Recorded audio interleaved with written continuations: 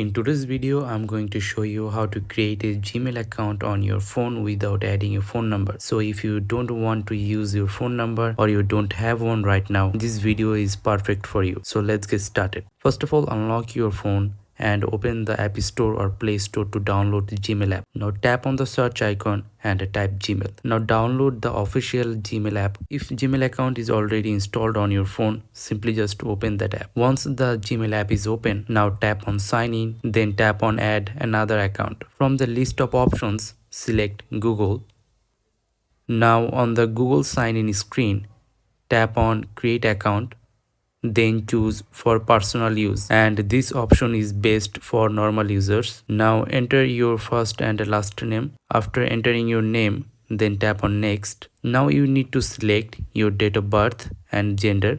This information helps Google verify your age and personalize your account, so select it carefully. After selecting this, tap next. Now you have to type your desired email username. If you see a message saying this username is taken, try another. This means someone else is already using that email address. So simply try a different and unique username until it works. Then tap next. And now you have to create a strong password. A strong password should be included at least 8 characters, include letters and numbers, and you should avoid easy words like your name or birth year. After entering the password, tap next. Now you may see a screen asking you to add a phone number. Now to create a Gmail account without a phone number, tap skip. Now you need to remember that Google doesn't always require a phone number to create a Gmail account, but the skip option depends on your region, your device, your IP address, and your previous account activity. Sometimes Google may force a phone number for security reasons. If Google asks for a phone number